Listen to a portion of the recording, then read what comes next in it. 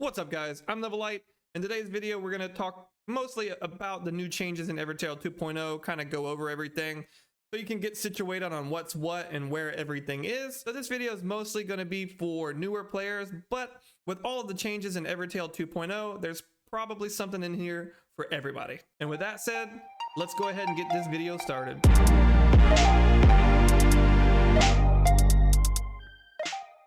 Okay, first things first, right off the bat, if you're a brand new player and you're just starting the game, focus on the offline story. Go ahead and finish the offline story, and there's a major reason for that, and that is mainly because once you finish the offline story, it's not going to cost you any character experience tokens and weapon experience tokens from levels 1 to 40. What I mean by that is if we go into my units here and we go to power up, we're going to find, let's see, a level 1 unit.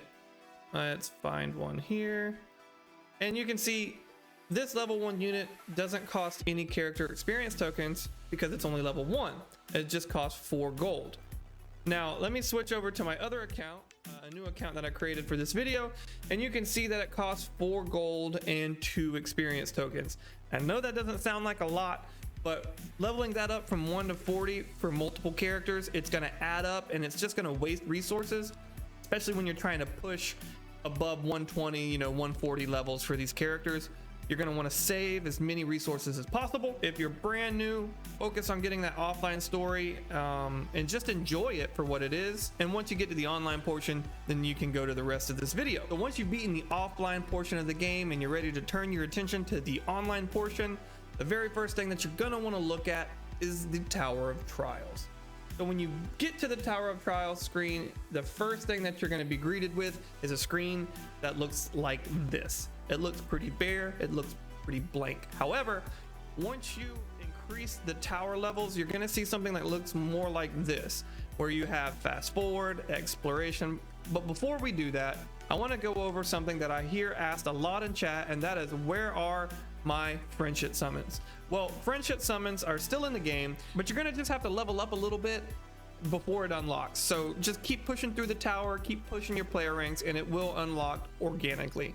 Don't worry about it too much because you don't really get that much out of it, but it is nice. It does provide a little helpful boost. So it's nice to have, but don't stress out about it. You'll get it eventually. Moving on, we're gonna go over the exploration, and what exploration is, that's gonna unlock once you reach tower level 30. So once you get tower level 30, you're gonna get 3 exploration attempts a day that are free. After that, it's gonna cost these exploration tickets. Now you don't have a minimum amount that you can use a day except for soul stones. So you can only buy extra attempts with soul stones depending on your VIP rank. So the higher your VIP rank, the more soul stones you can get. But guys, don't use your soul stones for explorations, and in fact, don't use your soul stones for anything other than summoning unless you're just a massive whale. Like, honestly, don't waste that resource because it's precious. So stick to exploration tokens, and like I said, you can use as many as you want a day. And when you unlock them, let's go ahead and do a couple. You'll see we're gonna unlock 2, and boom, I have 2 exploration tokens, and you're gonna get character experience tokens. You're gonna get weapon experience tokens every time you do it, and you do have a chance of getting extra items like these mana potions. So it's very nice to do, and just go ahead and use them. You may want to save your exploration tokens until you're higher level so you get more bang for your buck for using them. But if you're in a pinch, go ahead and use some of them so you can break through whatever content that you're trying to get through. Now the fast forward option, once it unlocks, you do have a minimum amount that you can use. You have 2-hour skips, 5-hour skips, and 10-hour skips. It doesn't matter which ones you use. You always have 5 times daily that you can do it. So if you use a 2-hour skip, you have 4 more times. That also includes the 5-hour and the 10-hour. So it doesn't matter if you use 5 10 hours, 5 hours, or 5 2 hours, or 3 2 hours, and 2 5 hours. It all comes down to 5 attempts a day. So go ahead and use those up as you can, because that's going to increase your player rank faster and also give you more attempts at mana potions and stuff like that. Challenge boss is pretty self-explanatory. You challenge the boss, try to increase your rank. You can skip it if you don't want to watch, and you do have a ×4 option here. As you can see, I'm pretty much stuck on tower floor 201, and until I can get, you know, my Rosette higher level, or my team just overall stronger. Let's move on to our next item on the list, which is Battalion Warfare. This is also new in Evertale 2.0. And when you bring this list up, you're gonna see 3 main things, which is raid, arena, and alliance quest. Obviously there's Tower of Trials, but we did just go over that. I did go over raid in a previous video, so you can go ahead and check that out on my channel. So we're not really gonna go over raid with this too much, but just know that twice a day that you can go into, you have 3 chances to battle these bosses. You can solo it or go up to teams of 3, and you'll get repeat rewards and first time rewards. So first time rewards will always be higher than the repeat rewards, and that's pretty much it for raids. If you want a more detailed look at raid, check out my raid guide over in the channel. So alliance quests are pretty simple. The maximum amount of alliance stages that you're going to have depends on your alliance level. So if you have a level 3 alliance, you'll have 3 stages that you can do. Each stage will get you will net your alliance experience, and it will also give you like alliance tokens, which you can use to purchase stuff in the shop, and it'll give you a little bit of fame. But I don't think fame is used for anything right now, except for maybe a ranking system, but it's kind of useless at the moment. Hopefully they add something to that. I don't know what they would do to it, to be honest with you, but I don't know. And arena is a simple 5 attempts challenge auto arena. So you go in, you challenge as many people as you can, try to work your way up the ladder, and the higher the ladder you get, you'll get friendship points, you'll get soul stones, which is really nice, and you'll get a little bit of arena currency, which we'll go over the arena shops and stuff a little later in the video on what to avoid and things like that. One tip about the arena is you can beat higher level players than you if they have poor synergy. So if you click on their profile, and you can go into their battalion, and you can actually see their setup. So if you have a better setup, or 1 or 2 units that are way higher level than theirs, like say this account had all level 80s, but you had a 140 Rosette, your 140 Rosette will steamroll those level 80s, okay?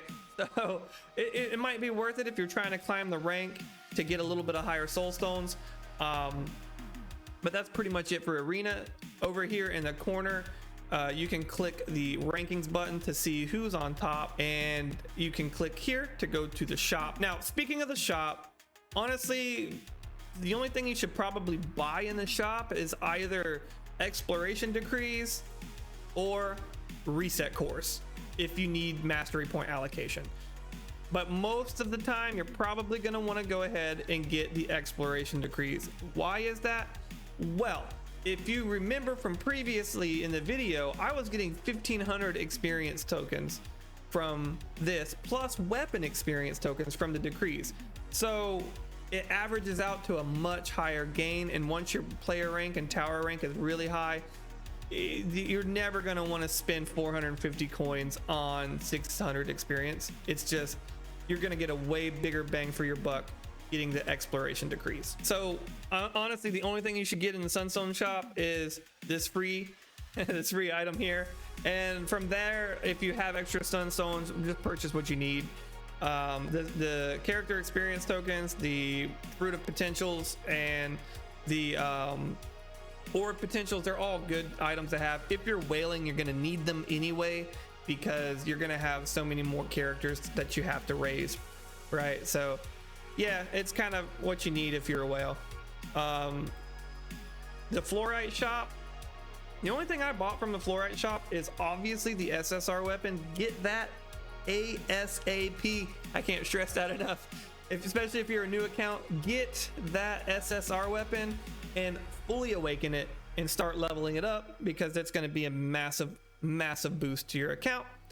You can get this little guy, this little Knock Teddy, for the extra bonus he gets, but it's only like 50 extra attacks, so it's not really, honestly, you don't really need it.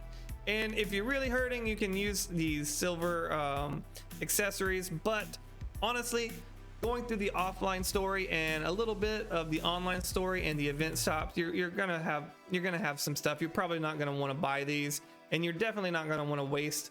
You're definitely not gonna waste on friendship points. You're gonna get so many friendship points. Never waste mana to get those, ever. Now in the Alliance shop, again, it's kind of personal preference. Me personally, I think you should probably focus mostly on the limit break potions because it's one of the hardest items to get in the game. If you really need it, you can get the mana potions. I don't suggest it. The only thing I suggest buying from the shop is the limit break potion. And if they have character limit break potions in the future, buy those because those are even harder to get. But for now, get this thing right there. So that's pretty much it for the shops, and really pretty much it for this video because the Alliance War hasn't come out yet. It's supposed to come out in 3 more days. So hopefully within the next few days, we're gonna have another video on what the Alliance War is and what that's all about, what you get from it, and so on and so forth. But for now, guys, that's gonna wrap up this video. If you found it helpful, consider subscribing to the channel for more future content like this. If you have any questions or comments, let me know in the comment box down below and I'll be happy to assist. And with all that said, guys, I'll see you in the next video.